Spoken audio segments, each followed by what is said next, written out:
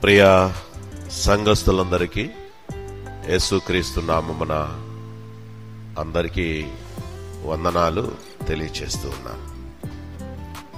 దేవుని వాక్యం చదువుకుందాం. యోహాను సువార్త 18వ అధ్యాయము 36వ వచనం. యోహాను సువార్త 18వ అధ్యాయము 36వ వచనం. యేసు ప్రభువారు అంటున్నారు పిలాతుతో, నా రాజ్యము ఈ లోక సంబంధమైనది కాదు. నా రాజ్యము ఈ లోక సంబంధమైనదైతే నేను యూదులకు అప్పగింపబడకుండునట్లు నా సేవకులు పోరాడుదురు, కాని నా రాజ్యము ఇహ సంబంధమైనది కాదనెను. మరొకసారి, నా రాజ్యము ఈ లోక సంబంధమైనది కాదు. నా రాజ్యము ఈ లోక సంబంధమైనదైతే నేను యూదులకు అప్పగింపబడకుండునట్లు నా సేవకులు పోరాడేవారు, కాని నా రాజ్యము ఇహ సంబంధమైనది కాదు అనెను. ప్రార్థన. మహాగణుడును, మహోన్నతుడును, పరిశుద్ధుడును, నిత్య నివాసియునైన మా ప్రియ పరలోకపు తండ్రి, మీ ఘనమైన నామానికి స్తుతులు స్తోత్రాలు చెల్లిస్తూ మీ పాద సన్నిధికి చేరాం. అల్పుడనైన నన్ను మరి మీ బిడ్డల మధ్య నిలబెట్టుకున్నారు. మీ ఆత్మతో నింపండి. మీ రాజ్యము ఇది కాదు అన్నారు. ఈ రాజ్యము కొరకు పోరాడేవారు ఎలా ఉంటారో ఇక్కడ చెప్పారు. అది బిడ్డలకు వివరించాలని నేను ఆశపడుతూ ఉంటుండగా, ఈ లోక రాజ్యములు ఏమై ఉన్నాయి, మీ రాజ్యం ఎలా ఉన్నది, దాని కొరకు ప్రాకులాట ఎట్లా ఉంటుంది, పోరాటం ఎట్లా ఉంటుంది అనేది బిడ్డలకు వివరించటానికి నీ ఆత్మ నడిపింపు మాకు అనుగ్రహించుమని యేసుక్రీస్తు నామమున ప్రార్థన చేయుచున్నాము మా పరమ తండ్రి. ఆమేన్. పిలాతు దగ్గర ప్రభువారు మాట్లాడుతూ ఉన్నారు. ప్రభువారిని పిలాతు దగ్గర నిలబెట్టారు. కొరడాలతో కొట్టారు. ఆయన ముందు నిలబడ్డాడు. ఆయన నిలబడినప్పుడు పిలాతుతో అంటున్నాడు, నా రాజ్యము ఈ లోక సంబంధమైనది కాదు. అంటే ఎక్కడి నుంచి వచ్చావు? అసలు నీ మాటలేమిటి? నీ మాటలు నాకైతే అర్థం కాదు. ఇప్పుడు చూస్తే మనకున్నటువంటి పొలిటికల్ లీడర్స్ అందరూ కూడా అంటారు, అబ్బో ప్రభు ఆయన గొప్పవాడు. వారు ఎవరైనా కావచ్చు. ఇండియాలో ఉన్న ప్రతి పొలిటీషియన్ అంటారు, అయ్యో యేసు ప్రభువా. అంతవరకు వచ్చి ఆయన గొప్పవాడుగా ఎంచుతారు. గాని అసలు ఆయన రాజ్యం ఎలా ఉంటుందో వాళ్ళెవ్వరికీ తెలియదు. ఆయన రాజ్యం కొరకు ప్రాకులాడేవారు ఎలా ఉండాలో ఇక గ్రంథంలో చాలా స్పష్టంగా తెలియచేశాడు. అందుకే పిలాతుతో చెప్పేటటువంటి ఈ మాట, నాది ఇది కాదు, నన్ను సిలువ వేయకుండా ఆపాలన్నా, లేకపోతే ఈ కార్యక్రమాలను నన్ను గొప్పగా చేయాలన్నా, ఏదైనా చేయాలంటే నా పిల్లలు నా కోసం పోరాడేవారు. వారు నా పోరాటం ఏమిటో, నా రాజ్యం ఏమిటో, నా వాక్కుల్లో ఉన్నటువంటి ఆంతర్యం ఏమిటో వారు తెలుసుకున్నారు. కాబట్టి ఇది మాకు అనవసరం. మా ప్రభువు చెప్పిన ప్రకారంగా ఆయన సిలువ వేయబడ్డాడు, ఆయన తిరిగి లేస్తాడు, ఆయన రాజ్యంలోకి ఆయన వెళ్తాడు. కాబట్టి ఇక్కడ గొడవలు మాకు అనవసరం అని చెప్పి వాళ్ళు అటు అటు వెళ్ళిపోయారు. అందుకే ప్రభువు చెప్పేది ఏమిటంటే, మా పిల్లలైతే నిజంగా పోరాడేవారే, కానీ ఇది శాశ్వతమైన రాజ్యం కాదు. నా రాజ్యం కొరకు పోరాటం వేరేగా ఉంటుంది అని చెప్పాడు. అదే సందర్భంలో యేసుక్రీస్తు ప్రభువారు కూడా, అప్పుడు వాళ్ళందరూ కూడా యేసుక్రీస్తు ప్రభువారిని రాజుగా చేయాలని అనుకున్నారు. ఎందుకంటే అద్భుతాలు చేస్తున్నాడు, మంచి ఫాలోయింగ్ ఉంది కాబట్టి ఈయన్ని రాజుగా చేస్తే ఎలా ఉంటుందని కూడా కొంతమంది అనుకున్నారు. అప్పుడు అక్కడ చూడండి, యోహాను సువార్త 6వ అధ్యాయము 15వ వచనంలో చూడండి. అప్పుడు ఆయన ఏం చేశాడు? యోహాను సువార్త 6వ అధ్యాయము 15వ వచనంలో, రాజుగా చేయుటకు వారు వచ్చి తన్ను బలవంతముగా పట్టుకొనబోవుచున్నారని యేసు ఎరిగి మరలా కొండకు ఒంటరిగా వెళ్ళెను. ఆయనకు తెలిసిపోయింది,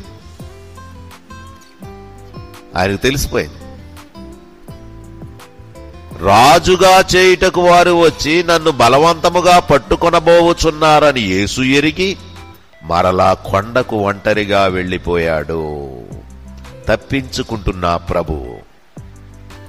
నా రాజ్యం ఇది కాదు, నా రాజ్యము వేరు. పిలాతు అంటాడు, నువ్వు రాజువా? అవును, నేను రాజునే, నీవన్నట్టుగా నేను రాజునే, కానీ నా రాజ్యం ఇది కాదు, నా రాజ్యం ఇది కాదు. అందుకే ఇక్కడ ప్రభు వెళ్ళిపోయాడు. నా రాజ్యం ఈ లోక సంబంధమైనదైతే నేను యూదులకు అప్పగింపగడకుండానట్టు నా సేవకులు ఎప్పటి నుండో పోరాడేవారు, కాని వారిలో పోరాటం లేదు. కారణం ఏమిటంటే నా రాజ్యము కొరకు పోరాడేటటువంటి పోరాటం అది వేరు. కత్తి కాదు, కర్ర కాదు, బాంబు కాదు, ఏది కాదు. అక్కడ చూడండి, కీర్తన గ్రంథంలో 145 13లో, నీ రాజ్యము శాశ్వత రాజ్యము. ఏమి రాజ్యమట? ప్రభుది శాశ్వత రాజ్యము. నీ రాజ్య పరిపాలన తరతరములు నిలుచును. నీ రాజ్యము శాశ్వత రాజ్యము, నీ రాజ్య పరిపాలన తరతరములు నిలుచును, తరతరములు నిలుచును. ఇవి శాశ్వతాలు కాదు. ఈ లోకరాజ్యాల మీద అయితే ఇక్కడ మనము తెలుసుకోవలసింది ఏమిటంటే ఆయన రాజ్యం ఇది కాదు, గాని ఈ లోక రాజ్యాలన్నీ కూడా ఆయన ఏర్పాటు చేస్తున్నాడు. అర్థం చేసుకోవాలి. ఆయన రాజ్యం ఇది కాదు, ఆయన రాజ్యం వేరు, శాశ్వత రాజ్యం. అయితే లోకములోని రాజ్యాలను ఆయనే అరేంజ్ చేస్తున్నాడు. చూద్దామా ఎలా అరేంజ్ చేస్తున్నాడో? ఇక్కడ చూడండి, దానియేలు గ్రంథం 4వ అధ్యాయము 26వ వచనము చూడండి. దానియేలు గ్రంథం 4వ అధ్యాయము 26వ వచనం 4వ లైన్లో చూడండి. 4వ లైన్లో, సర్వోన్నతుడైన దేవుడు మానవుల రాజ్యముపై అధికారి అయి ఉన్నాడనియు తానెవనికి దానిని గ్రహించ నిశ్చయించునో వానికి అనుగ్రహింపుననియు నీవు తెలుసుకుని వరకు 7 కాలములు నీకు ఎలాగు జరుగును దానియేలు అంటున్నాడు. ఇక్కడ చెప్తున్నాడు, సర్వోన్నతుడైన దేవుడు మానవుల రాజ్యముపై అధికారి అయి ఉన్నాడు. అవునా కదా? భూమి మీద ఉన్నటువంటి రాజ్యాలన్నీ ఆయన చేతిలోనే ఉన్నాయి. వాడన్నాడు, ఎవడు?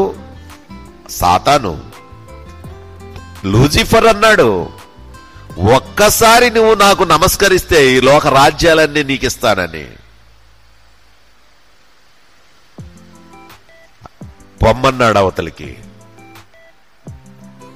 అయితే ఇక్కడ మనం తెలుసుకోవాల్సింది ఏమిటంటే ఈ లోకంలో రాజ్యాలన్నీ కూడా ఆయన అధీనంలో ఉన్నాయి, కానీ ఆయన రాజ్యం వేరు. ఇలాంటి రాజ్యము కాదు. నేనెందుకు వీరిని చూపించాలని మీకు ఆశపడుతున్నానంటే, ఆ రాజ్యము వేరు. దేవుడు ఈ రాజ్యాన్ని ఇవ్వగలడు, ఒక రాజ్యాన్ని పడగొట్టగలడు. ఒక రాజ్యాన్ని, ఆయనకి ఇష్టమైన రాజ్యాన్ని నిలబెట్టగలడు, ఆయనకి ఇష్టం కాని రాజ్యాన్ని పడగొట్టగలడు.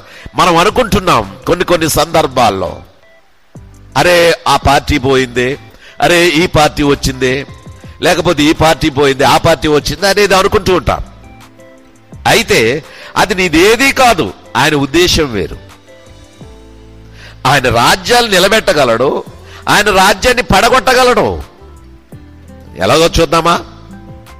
హగ్గయి గ్రంథంలో చూడండి, 2వ అధ్యాయం 22వ వచనంలో. హగ్గయి గ్రంథం 2వ అధ్యాయం 22వ వచనంలో, రాజ్యములో సింహాసనములను నేను క్రింద పడవేతును. రాజ్యముల సింహాసనములను నేను క్రింద పడవేతును. ఆ శక్తి ఆయనకుంది. ఆ శక్తి ఆయనకుంది. బాగా గమనించండి. దానియేలు గ్రంథం 7వ అధ్యాయం 26వ వచనము చూడండి. దానియేలు గ్రంథం 7వ అధ్యాయం 26వ వచనం. అతని అధికారులను నశింపచేయుటకును నిర్మూలము చేయుటకును తీర్పు విధింపబడెను గనుక అది కొట్టివేయబడెను.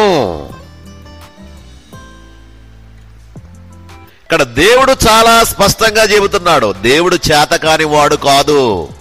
మీరు అనుకుంటున్నారేమో, పాపుల రక్షకుడు పరలోకము నుంచి వచ్చాడు, ప్రాణం పెట్టాడు, చనిపోయాడు, వెళ్ళిపోయాడు, పరలోకంలో ఉన్నాడు, ఆయన చేతకాని వాడులా ఉన్నాడు అని నువ్వు అనుకుంటున్నావేమో. చాలా మంది, కొంతమంది ఆ ఉద్దేశంతో ఉండేటటువంటి వారు కూడా ఉన్నారు. శిలువ మీద ప్రభువు ఉన్నప్పుడు ఒకడంటాడు, నువ్వు దేవుని కుమారుడు అయితే ఈ శిలువ మీద నుంచి దిగిపోయి మమ్మల్ని కూడా తప్పించు అంటాడు.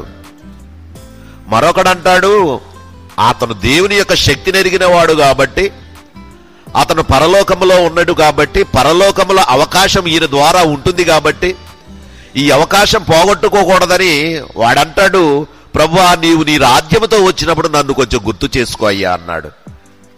వెంటనే అతను, నేటిను నేను నాతో పరదేశంలో ఉంటావన్నాడు.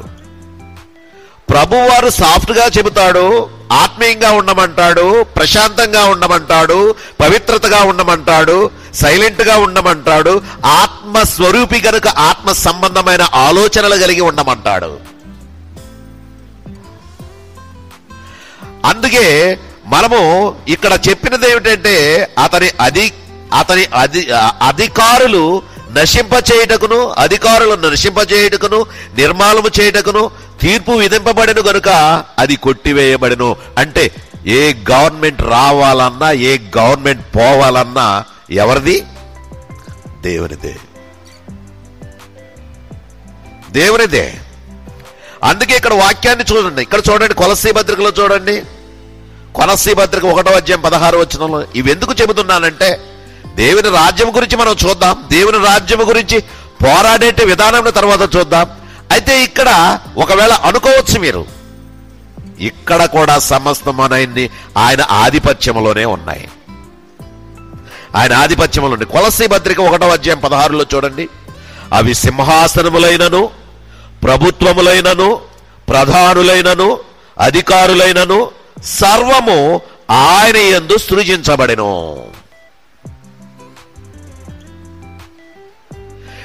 దేవుని వాక్యాన్ని చాలా స్పష్టంగా తీసుకోవాలి. ప్రతి మాట ఇప్పుడు జరుగుతున్నటువంటి సంఘటనలో దేవుని దృష్టి దగ్గరకు తీసుకుని వెళ్తున్నప్పుడు చెప్పుకోవాల్సి వస్తుంది, నువ్వు నిమిత్త మాత్రుడు. మనం అందరం ఈ లోకంలో నిమిత్త మాత్రులమే. మన విశ్వాసాన్ని మనం కాపాడుకుంటూ, పవిత్రతను పోగొట్టుకోకుండా పరిశుద్ధంగా ఉంటూ దేవుని దగ్గరకు వెళ్ళేటటువంటి గురి కలిగి బ్రతికేటటువంటి వారముగా ఉండాలి. ఆయన రాజ్యాలను ఆయన చూచుకుంటాడు. నీకేం సంబంధం లేదు ఇక్కడ. ఆయన దేన్ని నిలబెట్టాలో, దేన్ని పడగొట్టాలో, దేన్ని నిలబెట్టాలో, రాజ్యం మీదకి రాజ్యం ఎలా వస్తుందో, అంతవరకు ఎలా ఉంటుందో, ఏ విధమైనటువంటి కార్యాలు జరుగుతాయో, ఎన్ని హింసలు వస్తాయో అన్నీ ఆయనకు తెలుసు. మనకు కూడా చెప్పాడు. ఇవన్నీ జరుగుతాయి కానీ మీరేం కంగారు పడకండి, అంతం వెంటనే రాదు. అవన్నీ నేను చూసుకుంటా. మీ విశ్వాసాన్ని పోగొట్టుకోకుండా మీరు నిలకడగా ఉండండి. వాటిలోకి వెళ్లకుండా, వాడి జోలికి వెళ్లకుండా, నా రాజ్యం ఎలాంటిదో మీరు తెలుసుకుంటున్నారు కదా, ఆ రాజ్యం కొరకు మీరు ప్రాకులాడండి. అది దేవుడు రాజ్యాన్ని నిలబెట్టగలడు, పడగొట్టగలడు. బెల్షాసర్ని ఏం చేశాడమ్మా? బెల్షాసర్ రాజ్యాన్ని పడగొట్టాడు. అక్కడ బెల్షాసరు దేవుని మందిరంలోని ఉపకరణాలు తెచ్చుకొని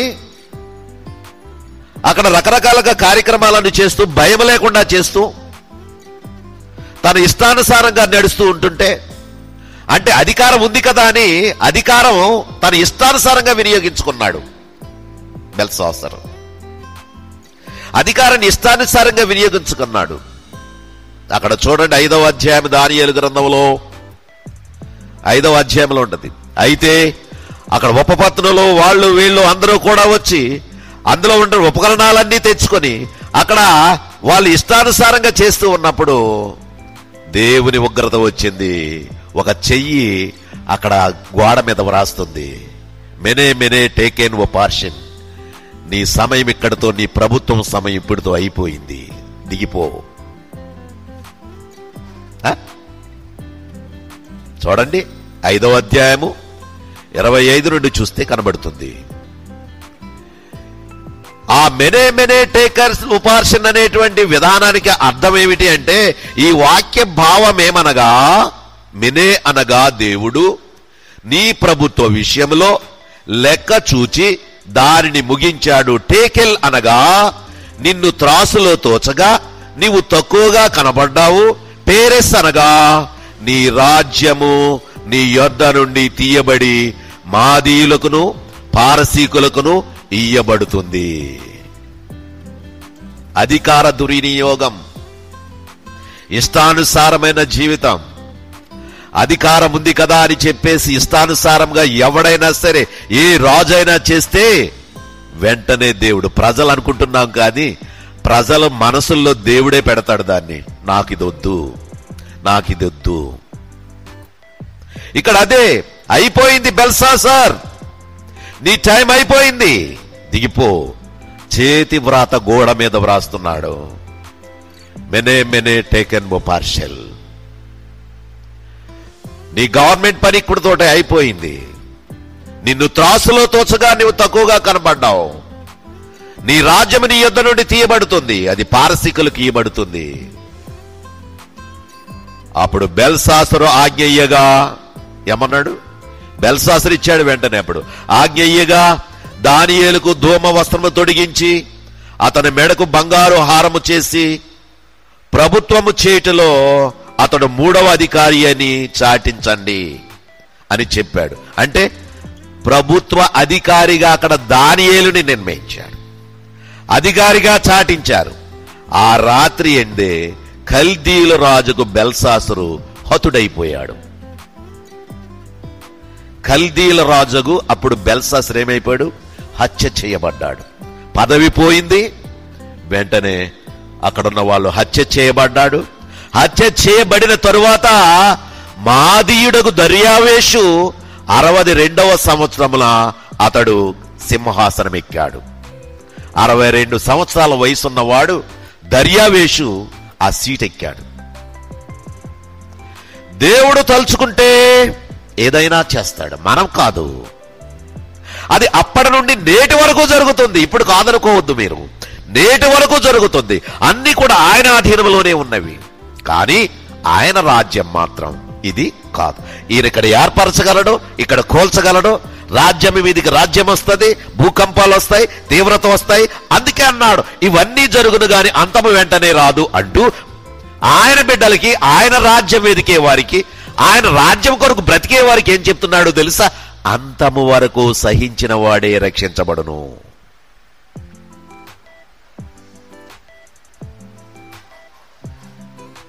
ధ్యానం ప్రతిది కూడా దేవుని యొక్క వాక్యములో చాలా స్పష్టంగా వెతికితే దొరుకుతుంది.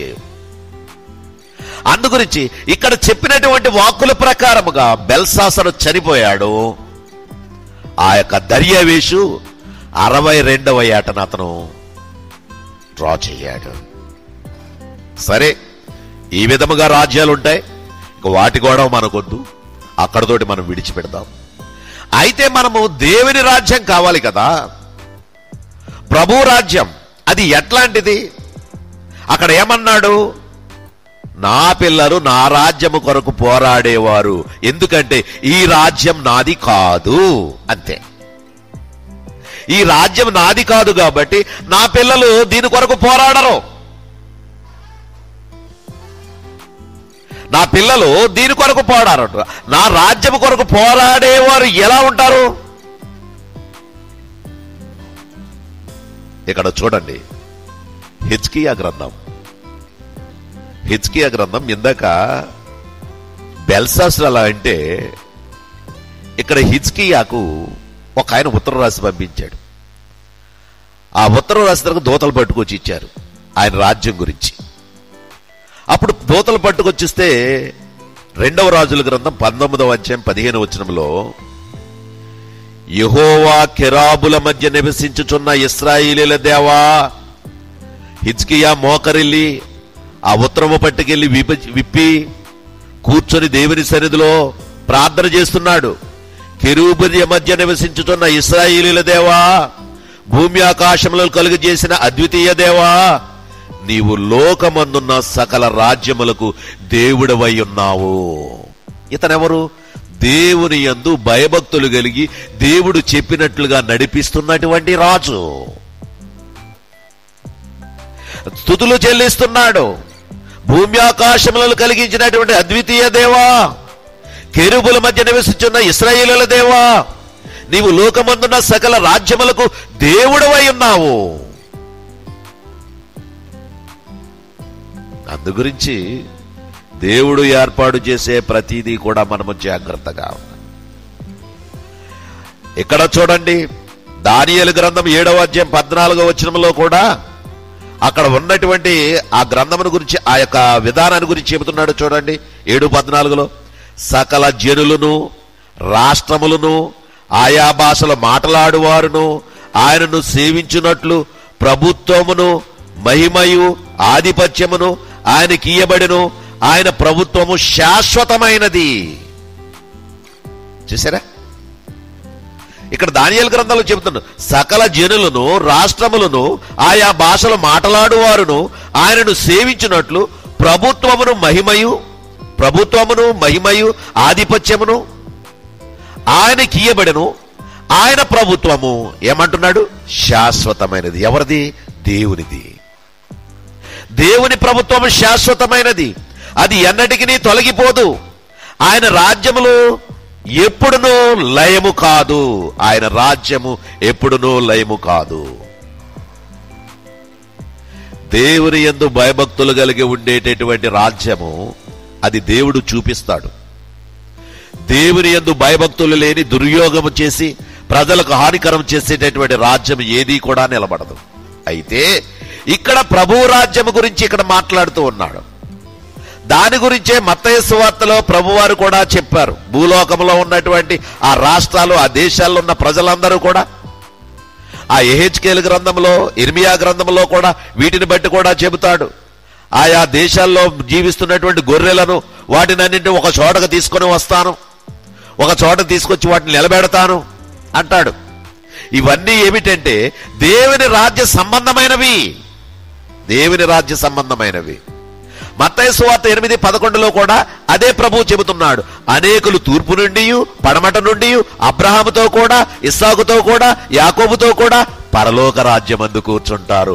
ఎవరు వీళ్ళు? దేవుని రాజ్యము కొరకు ప్రాకులాడుతున్నటువంటి వారు.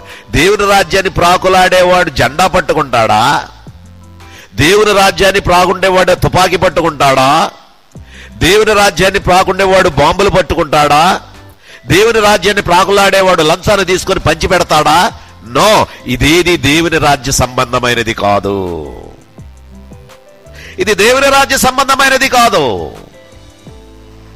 అయితే మనం పోరాటం, ఈ రాజ్యంలో ప్రవేశించడానికి మనం పోరాడతాం. అబ్రహాముతో ఉండాలని, ఇస్సాకుతో ఉండాలని, యాకోబుతో ఉండాలని, మోషేతో ఉండాలని, యోబుతో ఉండాలని, అందరితో ఉండాలనేటువంటి ఉద్దేశంతో పోరాడుతున్నామే. ఆ పోరాటం ఎలా ఉంటానో తెలుసా?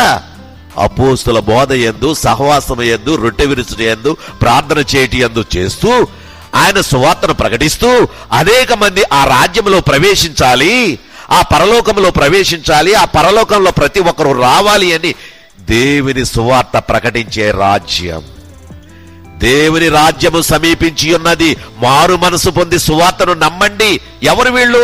రక్షించబడిన వారు, ప్రభు రాజ్యము కొరకు ఎదురు చూస్తున్నవారు, ప్రభు రాజ్యములో ప్రవేశించడానికి అన్నిటినీ వదులుకున్నటువంటి వారు. అది ఎవరు వీళ్ళు? ఎట్లా ఉంటారు? లూకా సువార్త 18వ అధ్యాయము 23వ వచనం చూద్దాం. లూకా సువార్త 18వ అధ్యాయము 23వ వచనంలో దేవుని రాజ్యము నిమిత్తమై, దేవుని రాజ్యము నిమిత్తమై ఇంటినైనను, భార్యనైనను, అన్నదమ్ములనైనను, తల్లిదండ్రులనైనను, పిల్లలనైనను విడిచిపెట్టిన వాడెవడును ఇహమందు చాలా రెట్లును పరమందు నిత్య జీవమును పొందకపోడని నిశ్చయముగా మీతో చెప్పుచున్నానని వారితో అనెను. ఏమిటి వాక్య భావం? ఏమండి ఈ వాక్య భావం ఏమిటి? ఇదేమిటండి? యేసుప్రభు మాటలు ఎలా ఉన్నాయి? దేవుని వాక్యము గురించి, దేవుని మాటల గురించి తెలియని ప్రతి వాడు కూడా ఇదే అంటాడు. ఇదేమిటండి? దేవుని రాజ్యం నిమిత్తం అంట ఇంటిని వదిలేయాలంట, భార్యను విడిచిపెట్టేయాలంట, అన్నదమ్ములను విడిచిపెట్టేయాలంట, తల్లిదండ్రులను విడిచిపెట్టేయాలంట, పిల్లలను విడిచిపెట్టేయాలంట. అప్పుడు ఆ రాజ్యం ఆయనకి ఇస్తాడా? అవును, శిష్యులందరూ కూడా విడిచిపెట్టి వెళ్ళిపోయారు. అందుకే వాళ్ళు 12 గోత్రాల మీద కూడా ఆయనకి అధికారం ఇచ్చాడు ఆయనకి. అందుకే ఇక్కడ చూస్తే విడిచిపెట్టడం అంటే ఎట్లా? కుటుంబం ఉంది, విడిచిపెట్టేస్తావా? ప్రభు విడిచిపెట్టేయమన్నాడండి, విడిచిపెట్టేస్తావా?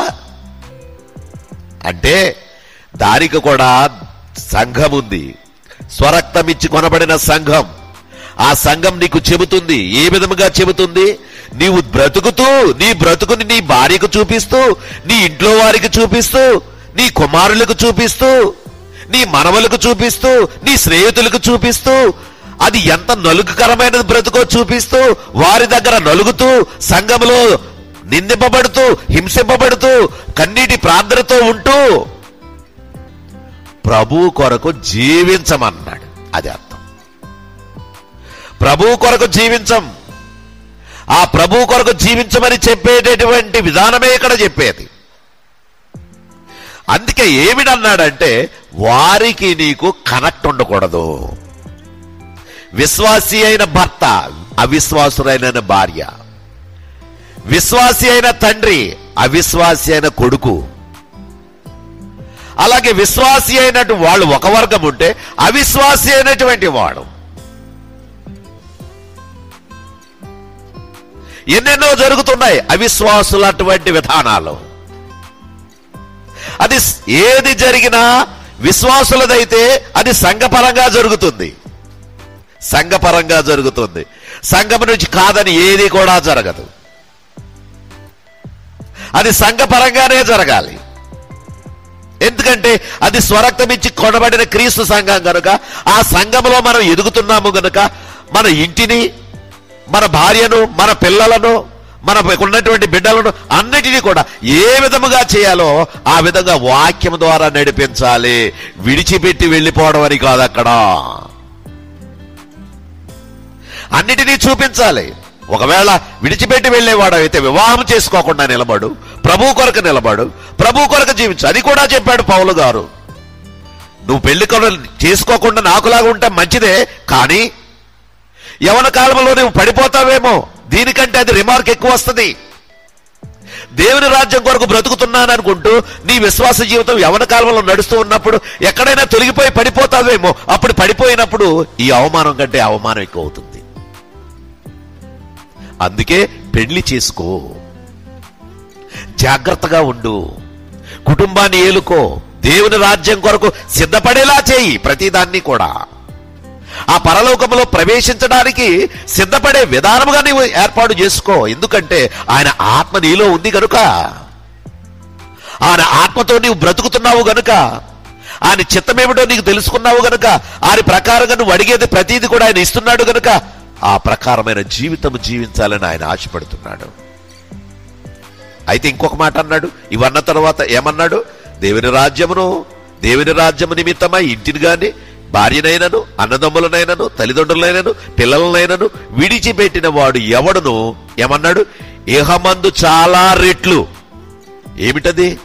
ఇహమందు చాలా రెట్లు. ఏమిటా రెట్లు? నువ్వు విశ్వాసములో అలా బలముగా ఉన్నావు కాబట్టి, సంఘములో ప్రభువులో ఎదుగుతున్నావు కాబట్టి, నిన్ను బట్టి నిన్ను చూస్తూ అనేక మంది ఎదుగుతారు. ఎవరది? ఈలోక సంబంధమైన వారు కాదు. ఇహమందు చాలా రెట్లు అంటే అది పరలోక సంబంధమైన విధానము నీవు కనపరిచి దాన్ని రెట్టింపు చేస్తూ ఉన్నావు. ప్రభు కొరకు సిద్ధపడే విధముగా వారిని అందరి సిద్ధము చేసి ప్రభు దగ్గరకు నడిపిస్తూ ఉన్నావు. ఒక తల్లి ఒక దైవజన్ని ఇంటికి పిలిపించింది. ఆ ఊర్లో మీటింగ్లు మాట్లాడానికి, సందేశం ఇవ్వడానికి వస్తే ఆ దైవ సేవకుడు నేను పిలిపించి, అన్నయ్య ఒకసారి నా ఇంటికి రా అన్నా అంది. ఆ దైవ సేవకుడు వెళ్ళాడు. ఆ యొక్క దొండకాయ వేపుడు, ఆ బెండకాయ వేపుడు అది వేసి చక్కగా ఆయన వెజిటేబులే తింటానంటే వేసి పెడుతుంది. తింటున్నప్పుడు చుట్టూ చూస్తున్నాడు. చుట్టూ చూస్తే ఆ ఇళ్ళకన్నీ కూడా చుట్టూన్న కరెంటు, ఇళ్ళకన్నిటి కూడా కరెంటు ఉంది. చెల్లెమ్మ ఏంటి కరెంట్ లేదా అన్నాడు. లేదన్నయ్య. ఏ? బిల్లు కట్టలేదని ఫీజు పీకేశాడన్నా. ఆ యొక్క దేవుని సేవకుని ఆ యొక్క మదిలో వెంటనే దుఃఖం పొంగుకుంటూ వచ్చింది. ఎందుకంటే బిల్లు కట్టడానికి డబ్బులు లేదు, కరెంటు లేకుండా చీకట్లో ఉంటుందే, మీటింగ్కి పంపించడానికి ఇక్కడ నుంచి 7 కిలోమీటర్లు పంపించడానికి ఆటోలకి డబ్బులిచ్చి అక్కడ ఉన్నటువంటి జనాన్ని సమకూర్చి పంపిస్తుంది ఆ తల్లి. అందుకే ఆ దైవ సేవకుని కళ్ళలో కన్నీళ్లు తిరిగాయి. ప్రియమైన సహోదరి సహోదరుడా, దేవుని కొరకు జీవించేటటువంటి మనుషులు అలా ఉంటారు. ఇంట్లో కరెంటు లేకపోయినా పర్వాలేదు, నా చుట్టుప్రక్కల ఉన్నవారు దేవుని యొక్క వాక్యము వినాలి, ఆయన రాజ్యము గురించి వారు తెలుసుకోవాలి, ఆ రాజ్యములో ప్రవేశించాలి. కాబట్టి ఆ డబ్బులు అన్ని పోగు చేసి ఆటో వారికి ఇచ్చి ఆ చీకటి ఇంట్లో ఉండే తల్లి దేవుని రాజ్యము కొరకు బ్రతుకుతున్న తల్లి. 10 మందికి దేవుని సువార్తను అందించాలని ఆ విధముగా ప్రకటింపజేస్తున్నటువంటి తల్లి. ఆలోచించారా? దైవ సేవకుడి కళ్ళలో నీళ్లు తిరగవా? దైవ సేవకుడి కళ్ళలో నీళ్లు తిరగవా? అటువంటి వారు ఎంతమంది? కొంతమంది ఉంటారు, నేను కూడా చూస్తున్నాను. వాళ్ళ పేర్లు నేను చెప్పదలుచుకోవాలి. వాళ్ళందరూ కూడా ఆ విధముగా ఉన్నదానితో దేవుని పని చేయండి, ఇదిగోనండి దేవుని పని చేయండి. నాకు ఈ మధ్య కాలంలో ఒక ఆయన నాకు అనుకునే రీతిగా నా దాంట్లో డబ్బులు వేశారు. ఆయన ఏంటండి అంటే, మీరు దేవుని సువార్తకు వెళ్తున్నారు, అప్పుడప్పుడు నేను చూస్తున్నాను, చాలా కాలం నుంచి నేను ఏమీ చేయలేకపోతున్నాను బ్రదర్, ఏమనుకోకండి మిమ్మల్ని అడగకుండా వేశాను అని చెప్పేసి అన్నాడు. అని చెప్పినప్పుడు నేను చాలా దుఃఖం వచ్చింది. అతనికి వెంటనే ఫోన్ చేసి మాట్లాడాను ఆ విధంగా. ఎందుచేతనంటే ఆయన రాజ్యము శాశ్వతమైన రాజ్యము. ఆ రాజ్యములో నిలబెట్టడానికి దేవుని రాజ్యాన్ని ఇక్కడ ఏర్పాటు చేయాలి. ఆ రాజ్యమే అక్కడికి పరలోకానికి వెళ్ళేదిగా ఉంటుంది. అందుకే అక్కడ ఏమన్నాడంటే, నిత్య జీవము పొందకపోడని నిశ్చయముగా మీతో చెప్పుచున్నాను. ఇక్కడ భూలోకంలో రెట్లు అంటే ఏమిటో తెలుసా? 1000 ఆయన రెట్లు, అధిక రెట్లు అంటే ఏమిటో తెలుసా? రక్షించబడిన వారిని. రక్షించబడిన వారు. అందుకే అక్కడ చెప్పాడు. ఇక్కడ చూడండి, ఒక ఆయన ఎవరు? చాలా సౌండ్ పార్టీ అండి, డబ్బున్నవాడు, చాలా సౌండ్ పార్టీ.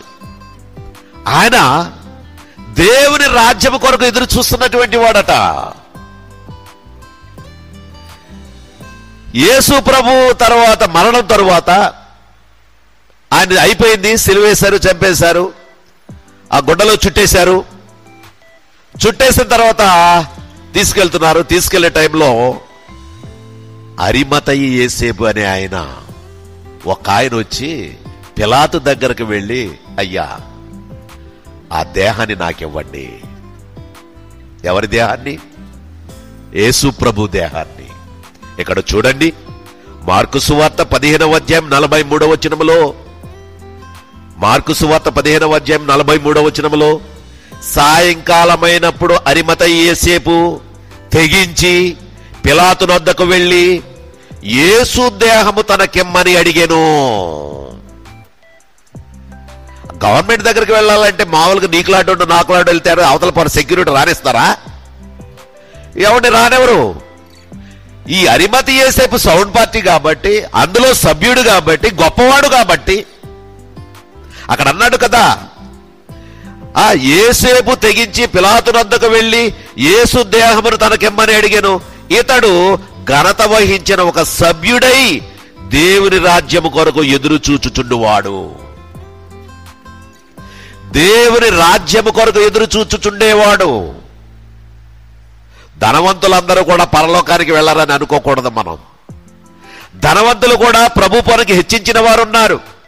ఆ దేవుని రాజ్యంలో నేను కూడా ఉండాలి, ఆ దేవుని రాజ్యంలో తగినట్లుగా నేను బ్రతకాలి అనుకునేవాడు. కొన్నేలి ధనవంతుడే, సైనిధి కాదు, శతాధిపతి. ఆయన శతాధిపతి, దేవుని కొరకు బ్రతుకుతున్నవాడు. అక్కడ ఉన్నటువంటి ఆయన దగ్గర ఉన్న పని వాళ్ళు కూడా అతని యొక్క మాటలను అనుసరించే వాళ్ళని పెట్టుకున్నాడు, వాళ్ళతో నడిపించేటటువంటి వాడుగా ఉన్నాడు. అక్కడ ఇక్కడున్నటువంటి ఈ యొక్క అరిమతయి యేసేపు యేసయ్య దేహాన్ని తీసుకుని ఉన్నాడు. ఆయన తీసుకుని వెళ్ళి ఎవరూ సమాధి చేయబడని, ఎవరూ పెట్టని కొత్త ఆ యొక్క సమాధిలో, ఇంతకు ముందు ఎవరూ కూడా ఉండే ఆ యొక్క బాక్స్, ఆ యొక్క వాళ్ళంటే ఇశ్రాయేలీలందరూ కూడా ఒక గుహలో ఒక దాంట్లో పెట్టి రాయి వేస్తారు కాబట్టి అందులో పెట్టాడు. అందుకే ఎదురు చూచినా అరిమతయి యేసేపు దేవుని కొరకు, దేవుని రాజ్యము కొరకు ఎదురు చూస్తున్న యేసేపు. యేసు ప్రభుని చిన్నప్పుడు తీసుకొచ్చినప్పుడు కూడా ఏ విధముగా ఎదురు చూస్తూ ఉన్నాడు? సుమయోను ఆ బిడ్డను ఎత్తుకున్నాడు. నా జన్మ ధరించింది, రక్షకుడిని చూశాను, ఇతని కొరకే, ఇతను చూడకుండా నేను చనిపోను, అందుగురించి చూశాను అని చెప్పి అన్నాడు. దేవుని స్తుతించాడు, గణపరిచాడు, ఆరాధించాడు. ఎంత ధన్యుడు! దేవుని రాజ్యము కొరకు దేవుడు సిద్ధపాటు చేసేటటువంటి ఆ పరలోకంలో ఉండాలనేటువంటి ఆశ మీలో ఎంతమందికి కలుగుతుంది ఇప్పుడు ఈ సమయంలో? ఆలోచించండి.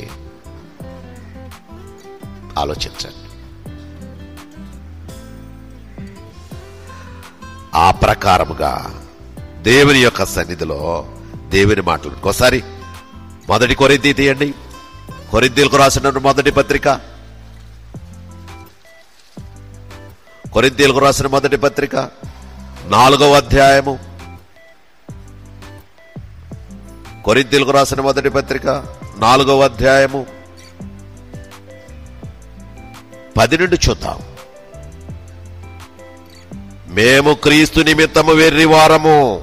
పౌలు గారు అంటున్నాడు, దేవుని రాజ్యము కొరకు ప్రాకులాడేటటువంటి వారి యొక్క తీరు ఎలా ఉంటుందో చూడండి. ఇక్కడ మేము క్రీస్తు నిమిత్తము వెర్రివారము, మీరు క్రీస్తునందు బుద్ధిమంతులు, మేము బలహీనులము, మీరు బలవంతులు, మీరు ఘనులు, మేము ఘనహీనులము, ఈ గడియ వరకు ఆకలి దప్పులు గలవారము,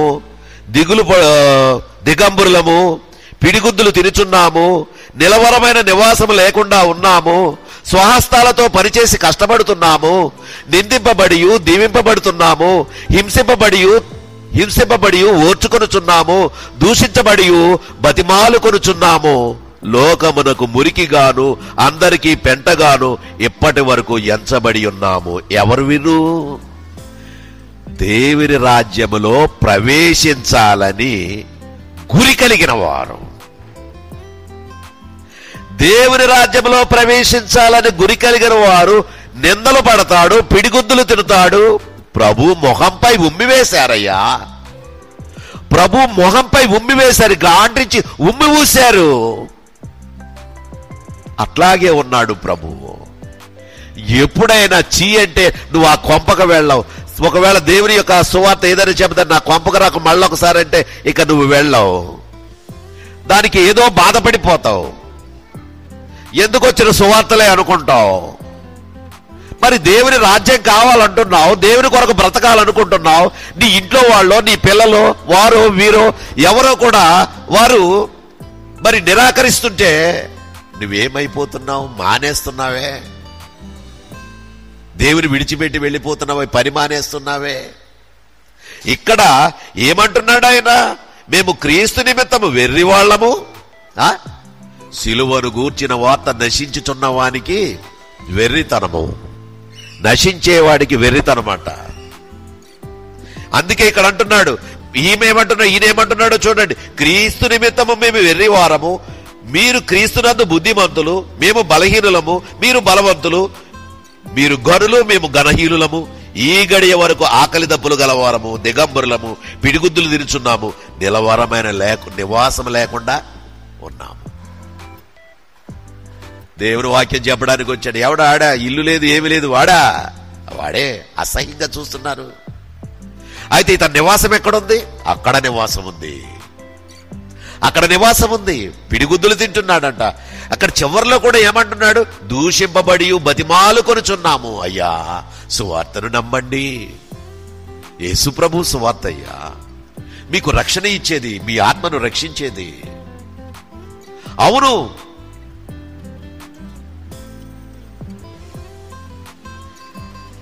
ఎవరు అంటున్నాడు? 12 కోట్ల కారులో వచ్చాడు అంట, 12 కోట్ల కారులో వచ్చాడంట వాడు. 12 కోట్ల అంట కారు ఖరీదు.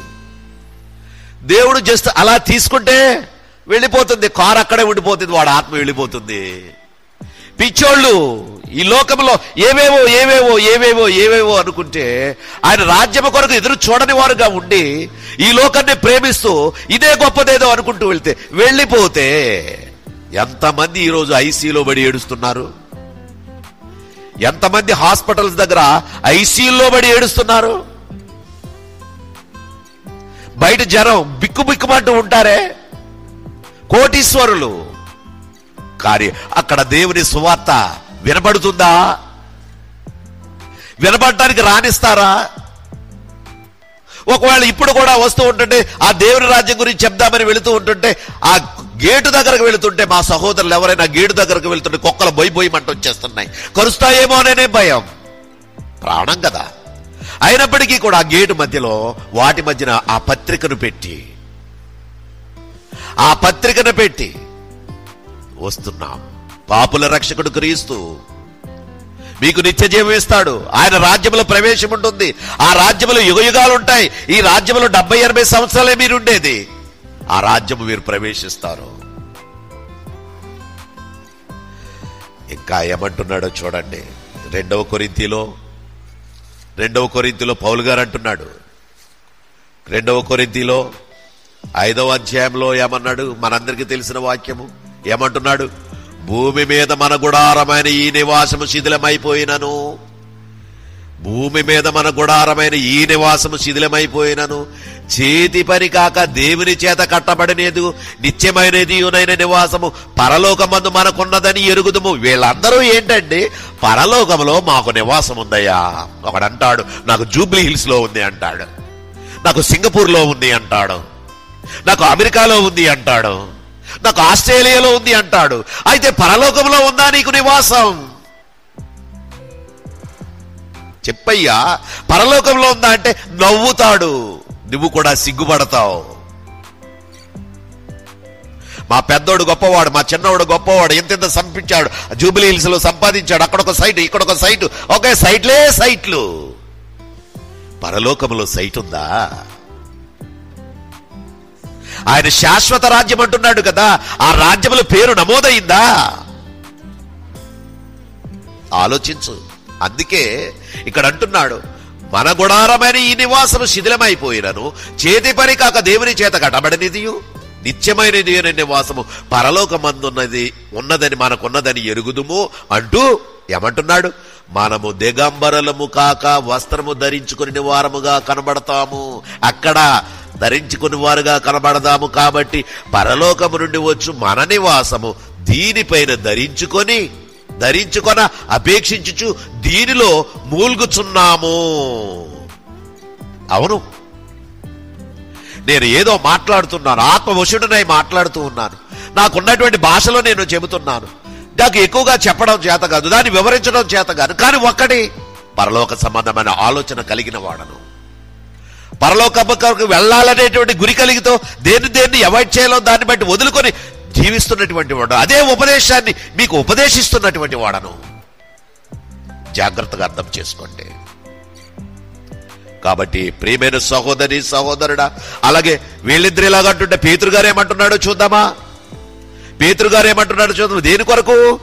పరలోకానికి, ఆయన యొక్క రాజ్యములో ప్రవేశించిన కొరకు మనము ఏ విధముగా ఉండాలో ఇక్కడ చెబుతున్నాడు.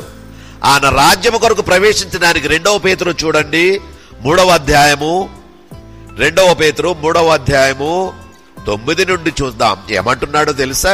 కొంతమంది చాలా మంది అంటుంటారు కదా, పిచ్చోడు రాజ్యం అంటాడు, పరలోకం అంటాడు, ఉదయకాల సువార్త అంటాడు, వాట్సాప్ లో మెసేజ్లు అందుతున్నాయా అంటాడు, లేకపోతే వారి దగ్గరికి వెళ్ళి వేరి రక్షించబడ్డారా అంటున్నాడు. ఏంటండి ఈ పిచ్చోడు? వాడు పిచ్చోడవుగా మనల్ని కూడా పిచ్చోడు అంటున్నా. అసలు దేవుడనే వాడు ఉన్నాడా?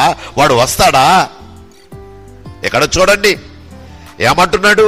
3:9 పేతురు రాసిన 2వ పత్రిక 3వ అధ్యాయం 9వ వచనం నుండి చూడండి. కొందరు ఆలస్యమని ఎంచుకున్నట్లు ప్రభు తన వాగ్దానమును గురించి ఆలస్యం చేయవాడు కాడు, కానీ ఎవడను నశింపవలనని ఇచ్చయింపగా అందరూ మారు మనసు పొందవలనని కోరుచు మీ ఎడల దీర్ఘశాంతము కలవాడై ఉన్నాడు. ఆయన లేడనుకుంటున్నా, వస్తాడు, కంగారు పడకు. దీర్ఘశాంతము గలవాడై ఉన్నాడు. భూమి మీద ఉన్న సర్వ మానవాళి మారు మనసు పొందాలి, రక్షించబడాలి అని దీర్ఘశాంతము గలవాడై ఉన్నాడు. అయితే ప్రభువు దినము దొంగ వచ్చినట్లు వస్తాడు. ఆ దినమున ఆకాశములు మహాధనితో గతించిపోతాయి, పంచభూతములు మిక్కటమైన వేండ్రముతో లయమైపోతాయి, భూమియు దాని మీద ఉన్న సమస్తమును కాలిపోతాయి. ఇవన్నీ ఇట్లు లయమైపోవును గనుక ఆకాశమును రవులుకొని లయమైపోవునట్టియు పంచభూతములు మహావేంద్రముతో కరిగిపోవునట్టియు దేవుని పిలుపు రాకడ కొరకు కనిపెట్టుచు దానిని ఆశతో అపేక్షించుచు మీరు పరిశుద్ధమైన ప్రవర్తనతోను భక్తితోను ఎంతో జాగ్రత్త గలవారై ఉండాలి. ఉన్నారా? ఎంతో జాగ్రత్త గలవారై ఉండాలి. ఉన్నారా? అసలు ప్రార్థనలో ప్రభువా ఆ పరలోకంలో ప్రవేశించడానికి నన్ను సిద్ధము చేయి ప్రభు అని ఒక్క మాట ఏనాడైనా ప్రభుతో అడిగారా? కాళ్ళు బాధలు, నడుము బాధలు, తల బాధలు, బీపీ వస్తుంది, షుగర్ వస్తుంది, ప్రభువా తగ్గించవా, ఇంకా ఎక్కడికైతే వెళ్ళాలి, ఇంకా కొంతకాలం బతకాలి అనే ఆశతో వెళుతున్నావే గాని ఆయన పిలుపు వస్తే తొందరగా ఆయన రాజ్యం చూడాలనేటువంటి ఆశతో నువ్వు బ్రతకడం లేదే. ఆలోచించు, బ్రతకడం లేదే. ఇంకా ఉండాలి, ఇంకా తగ్గిపోవాలి. అందుకే నేను డాక్టర్గా చెప్పే మాట ఎలా ఉంటుందో తెలుసా? పాస్టర్గా చెప్పే మాట ఎలా ఉంటుందో తెలుసా? పాస్టర్గా చెప్పే మాట ఏమంటుందంటే, ప్రభు అన్ని చేస్తాడు, అన్ని ఆయన సమర్థుడు, ఆయన నెమ్మది పరుస్తాడు, కంగారు పడకండి. డాక్టర్గా అంటాడు ఈ బంధులు వాడు తప్పనిసరిగా అంటాడు. డాక్టర్కి దీనికి తేడా ఏమిటంటే, ఈ శరీరానికి కావలసిన రుగ్మతకి ఇచ్చేటటువంటి ట్రీట్మెంట్ ఇస్తాడు తప్ప ఆత్మనికి ఇవ్వలేడు. ఈ ఆత్మను కొంచెం కాలం నడిపించడానికి ఏమైనా ఆ ప్రాణాన్ని నిలబెట్టుకోవడం, దాంట్లో ఉన్న కొలెస్ట్రాల్ని ఉన్నటువంటి ఆ యొక్క కొన్ని ఉన్నాయి, అవన్నీ వాటిని తగ్గించడానికి కొంచెం నడిపించి మిమ్మల్ని ముందుకు నడిపిస్తాడు, కానీ మిమ్మల్ని పరలోకం వైపు నడిపించలేడు డాక్టర్. ఆ కాలంలో మా నాన్నగారు ఉన్న కాలంలో ఆయన చనిపోతాడు అనుకునేటువంటి సమయంలో ఆ డాక్టర్ గారు, డాక్టర్ సీతారామరాజు గారు, ఆయన ట్రీట్మెంట్ చేశాడు. అప్పుడు ట్రీట్మెంట్ చేస్తే అందరూ కూడా, ఈ ప్రాంతంలో అందరూ కూడా చచ్చిపోతాడు, దావీదు గారు బ్రతకడం చచ్చిపోతాడు ఆ ప్రకారంగా ఆయన ట్రీట్మెంట్ 4 రోజులు ట్రీట్మెంట్ చేసిన తర్వాత ఆయన కోలుకున్నాడు. కోలుకున్న తర్వాత అక్కడ నుంచి వచ్చి ఆయన రూమ్స్కి వచ్చినప్పుడు నేను అప్పుడు ఇంచుమించు కొత్తగా నేను వివాహం చేసుకున్నాను. అప్పుడు 1981లో ఆ చేసుకున్న టైంలో, అప్పుడు నేనున్న టైంలో ఆ రూమ్స్కి వచ్చినప్పుడు, ఏంట్రబ్బాయి మీ బాబు బతికేశాడు రా అన్నాడు. మంచి సార్ అన్నాను నేను. అప్పుడు అన్న తర్వాత మా నాన్నకి, నువ్వేం బతికించావు అన్నాడు ఆయన. నువ్వు బతికించావా అన్నాడు. అరే ఏంట్రా, నేను బతికించబోతే ఎవడు బ్రతికించాడు రా నిన్ను అంటున్నాడు ఆయన. లేదు, ఇదిగో గత రాత్రి నీ కాలంలో పడి చచ్చిపోయాడు ఇక్కడ బాధపడలేక, వాడు నువ్వు బతికించావా? నీ హాస్పిటల్ నేను వచ్చినప్పటి నుంచి 6-7 చచ్చిపోయారు, వాళ్ళని ఎందుకు బతికించలేదు? డాక్టర్ కోపం రాదండి? నేను ఇంత చేసి, ఇంత ట్రీట్మెంట్ చేసి, బత్తాయి రసాలు పోయించి, ఇన్ని చేస్తే నన్నే ఇలా అంటా వాటి ఊరు పిచ్చోడా అన్నాడు. వాళ్ళిద్దరికి గొడవ అయింది. నాకైతే భయం కలిగింది. ఎందుచేతనంటే ఆయనతో అవును కదా, వైద్యం చేసి ఏదో నిలబెట్టాడు అనేది ఉంటది కదా అని చెప్పి మేము అనుకుని ఆ ప్రకారంగా వారిద్దరికి అయింది. అయితే ఆ టైంలో కూడా ఆయన ఏమిటంటే ఆ మాటలు మాట్లాడాడు. ప్రియమైన సహోదరుడా, అయితే డాక్టర్ చెప్పే మాట ఏమిటంటే ఈ మెడిసిన్ వాడు అంటాడు, పాస్టర్ చెప్పే మాట ఏమిటంటే దేవుని యందు విశ్వాసం ఉంచుంటాడు. దేవుని యందు విశ్వాసం ఉంచు. కాబట్టి ప్రియమైన వారలారా, ఈ రీతిగా మనము దేవుని రాజ్యము కొరకు ఎదురు చూసేటటువంటి వారముగా ఉండాలి. ఎదురు చూసి ప్రభు కొరకు జీవించేటటువంటి వారముగా ఉండాలి. ప్రభు సిద్ధపరిచినటువంటి ఆ నిత్యరాజ్యంలో ప్రవేశించే వారముగా ఉండాలి. ఆయన రాజ్యం ఏమన్నాడు? శాశ్వత రాజ్యం. ఆయన ఇంకా ఇందాకేమన్నాడు? నా బిడ్డలు నా రాజ్యము కొరకు ఎందుకు పోరాడడం లేదు అంటే, ఈ రాజ్యము నాది కాదు, ఈ రాజ్యము నాది కాదు, ఈ రాజ్యము నాది కాబట్టే రాజుగా అక్కడ చూడండి, నా రాజ్యము ఈ లోక సంబంధమైనది కాదు, నా రాజ్యము ఈ లోక సంబంధమైనదైతే నేను యూదులకు అప్పగింపబడకుండానట్టు నా సేవకులు పోరాడేవారు. అందరూ కూడా ఆ రోజు శిష్యులు పారిపోయారు. ఎందుకు పారిపోయారు అంటే ప్రాణభయం. ఎవరికైనా ప్రాణమే, వీళ్ళని కూడా వేయండి, చంపేయండి, సిలువేయండి. అయినప్పటికీ కూడా వారు పారిపోయి ఏం చేశారు? సకల జనాలకి ఏం చేశారు? సువార్తని ప్రకటించారు. ఆ ప్రాంతం నుండి వారు పారిపోయారు కాబట్టి సర్వజనులకు సువార్త ప్రకటించబడ్డది. అక్కడ ఆయన స్థిరపడింది. అందుకే ఆయన రాజ్యము శాశ్వతమైనది, ఆయన రాజ్యము అంతము లేనిది, ఆయన రాజ్యము నిరంతరము ఉండేది, ఆయన రాజ్యము ప్రభు కొరకు సిద్ధపడేటటువంటి రాజ్యం. ఆ ప్రకటన గ్రంథం 7వ అధ్యాయంలో ఆయన రాజ్యంలో ఉన్నటువంటి విషయాలు ఏమంటున్నాడో ఒకసారి చూసి మనం ముగించుకుందాం. ప్రకటన గ్రంథం 7వ అధ్యాయంలో ఉన్నటువంటి ఆ యొక్క మాటలు చూడండి. ఏమంటున్నాడు? 7వ అధ్యాయంలో ఉన్నటువంటి మాటలు 14 నుండి చూద్దాం. ఇక్కడ ఏమిటంటున్నాడు? 13లో చూద్దాం. పెద్దలలో ఒకడు తెల్లని వస్త్రములు ధరించుకుని ఉన్న వీరెవరు, ఎక్కడి నుండి వచ్చిరని నన్ను అడిగెను. అందుకు నేను, అయ్యా నీకే తెలియననగా అతడు ఇలాగూ చెప్పెను నాతో, వీరు మహాశ్రమల నుండి వచ్చిన వారు, గొర్రెపిల్ల రక్తములతో తమ వస్త్రములు ఉదుక్కుని వాటిని తెలుపు చేసుకున్నవారు. ఎక్కడ? భూలోకములో దేవుని రాజ్యము కొరకు, యుగయుగాలు ఉండేటటువంటి దేవుని రాజ్యము కొరకు ప్రకటించిన వారు. కాళ్లకు చెప్పులు లేవు, సరైన వస్త్రాలు లేవు, సరైన తిండి లేదు. ఏజెన్సీ ప్రాంతంలోకి, ఆ ప్రాంతానికి, అక్కడికి వెళుతూ దేవుని సువార్తను ప్రకటిస్తూ, అవసరమైతే అక్కడ మరణిస్తూ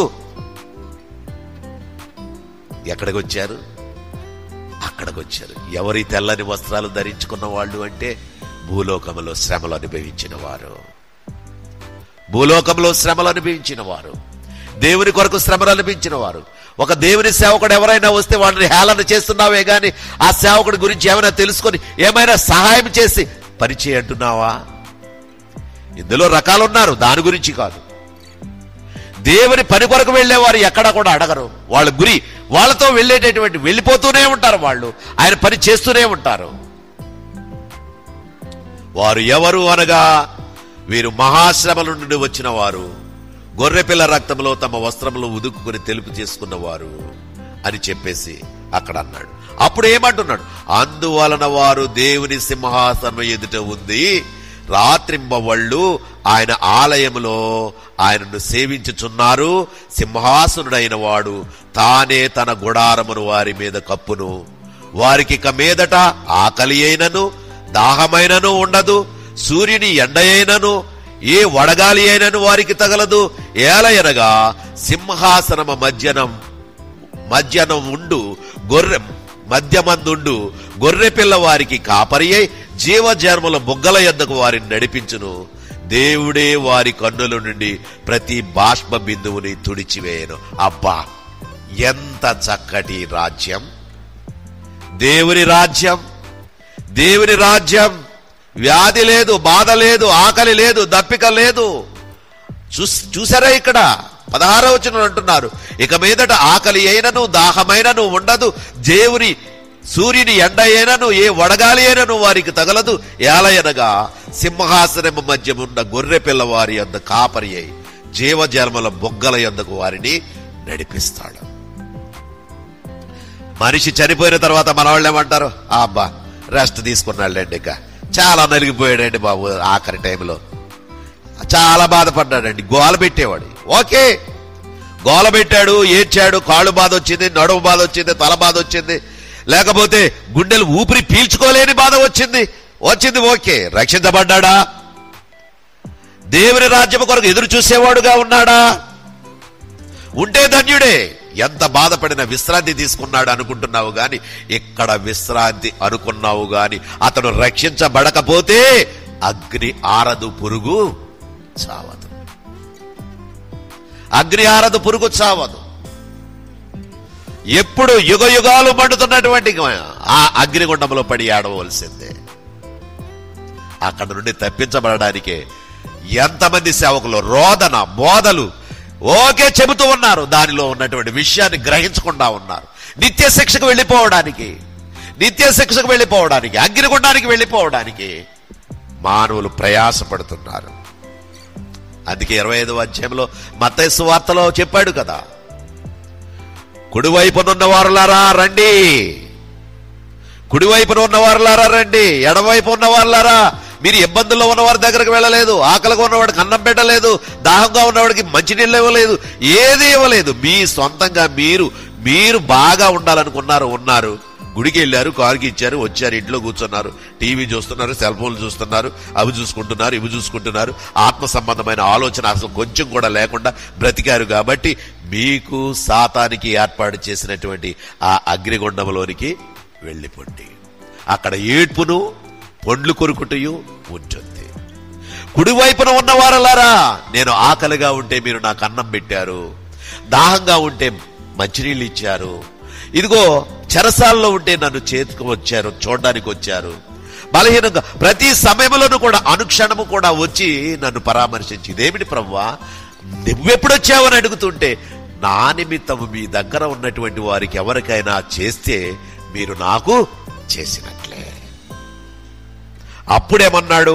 25:34 మత్తయి 25:34 చూడండి.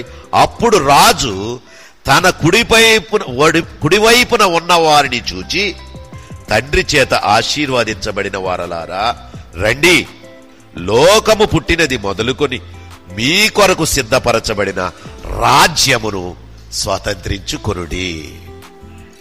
మీ కొరకు సిద్ధపడిన రాజ్యమును స్వతంత్రించుకోండి. మీ కొరకు సిద్ధము చేశాను. నా తండ్రి అంటే అనేక నివాసాలు ఉన్నాయన్నాడు కదా.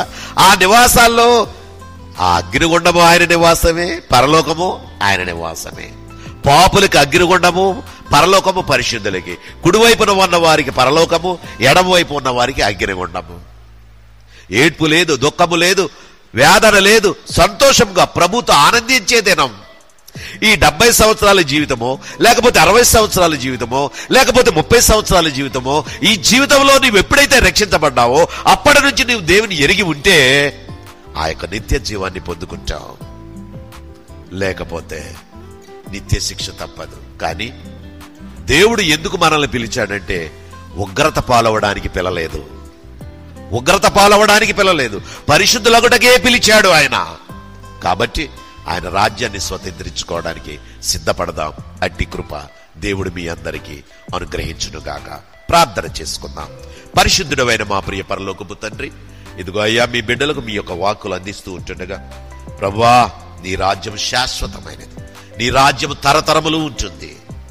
అటు రాజ్యములోనికి మేము రావడానికి భూలోకములో తగిన ఎక్సర్సైజ్ చేస్తూ ఆ విధంగా సిద్ధపడేటటువంటి జీవితం మాకందరికీ అనుగ్రహించి, నీ కొరకు జీవించేటటువంటి జీవితం నీ యొక్క వాక్యము ద్వారా మమ్మల్ని బలపరిచి, మా ప్రాంతాల్లో ఏ సేవకులైతే ఈ దేవుని రాజ్యము గురించి చెబుతూ అందులో మీరు ప్రవేశించాలని మరి వారు ఆత్మ సంబంధులుగా బోధిస్తున్నారు, వారందరినీ బలపరిచి మీకే మహిమ, ఘనత, ప్రభావములు ఆరోపింపజేసుకున్నామని యేసుక్రీస్తు నామమున వేడుకొని ప్రార్థన చేయుచున్నాము మా పరమ తండ్రి.